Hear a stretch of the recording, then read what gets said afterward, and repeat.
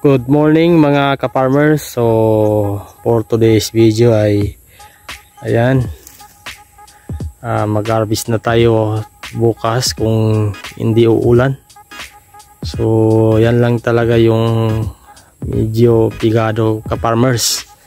Kung wala tayo sa timing, naka-timing tayo naman sa ito, palaging ulan-ulan, malalakas. So mabuti na lang nagkaharang kami doon sa kanal, doon sa malaking kanal, dahil problemado talaga ito. Minsan kasi ka-farmers, pag umaharvest tayo, kailangan kung kaya lang natin tuyo po yung lupa, kasi pag bagsak ng sako minsan di maiwasan hindi mabasa ang palay.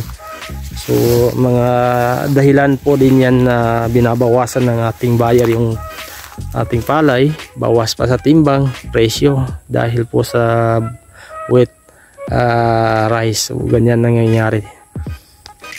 So bukas, pag maganda yung panahon, harvest na po tayo tomorrow, kasi yung mga natumba doon sa may kahoy, so kailangan talaga maagapan yun kasi may nakaano talaga doon sa tubig.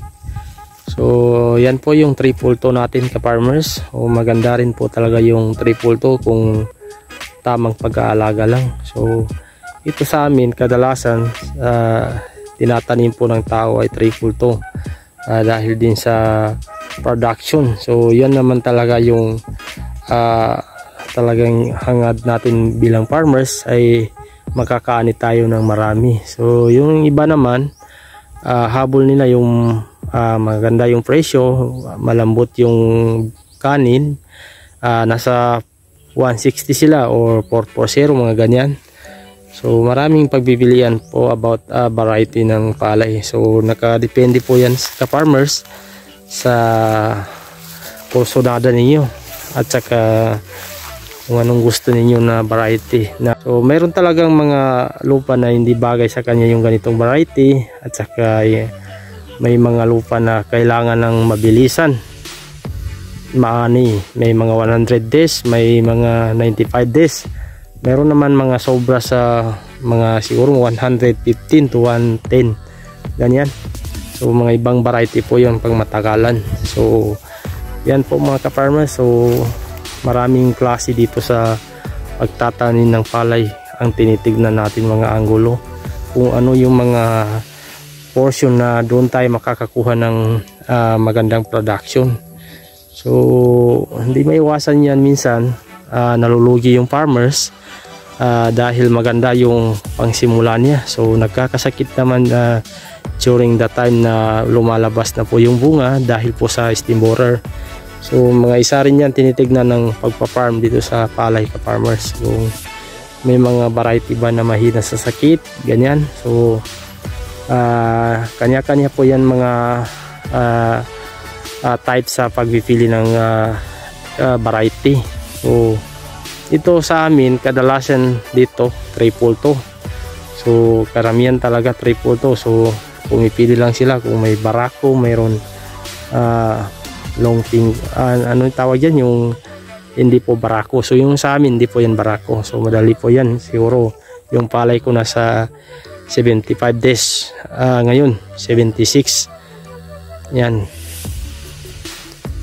So madali yan, maani kay yung iba kasi ka-farmers nauna pa yan sa akin. So yung sa akin nakahabol pa yan. Yan ang kagandahan ng triple to. So pag 160 naman, okay rin yung 160, depende lang sa inyo ka-farmers. So yung dito sa amin, dito sa lugar namin sa Lambayo, karamihan dito ang tanim ng tao, almost triple to yan.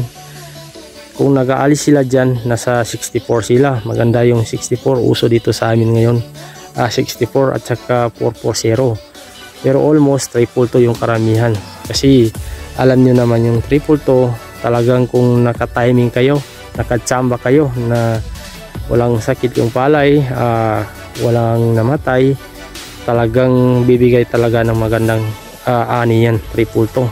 So alam nyo naman yung triple to, grabe yan magbigay ng ani, lalo na pag maganda yung pag-aalaga ninyo, maganda yung pag-abuno, pagbibigay ng mga medisina. So yun po yung mga ating mga tinitignan dyan sa about pag-farm ng palay, kung anong maganda yung para sa ating lupa, naman yung nababagay para sa mga cropping na matagal at saka mabilis. Ito naman after nito ka-farmers, pag naani po ito, siguro mga 1 week to 2 weeks lang, pagpahinga lang ng yung lupa, maglilinis naman po kami ulit for the second crop. So ganyan lang ulit ang ginagawa natin mga ka-farmers dito. So twice a year kami nagtatanim ng palay. Sa third crop hindi na kami nagtatanim sa third crop kasi minsan lugi ka dyan sa third crop. Ang mga impact niyan pag third crop, hindi ka agad makatanim for main crop. So ang nangyayari dyan, walang resting yung lupa. So kailangan din talaga ka-farmers pahingain natin yung lupa para yung nutrients hindi agad nawawala. So hanggang dito lang yung short vlogs natin ka-farmers. I hope na nakasubscribe kayo sa aking YouTube channel at nagustuhan ninyo ang video na ito. Thank you for watching.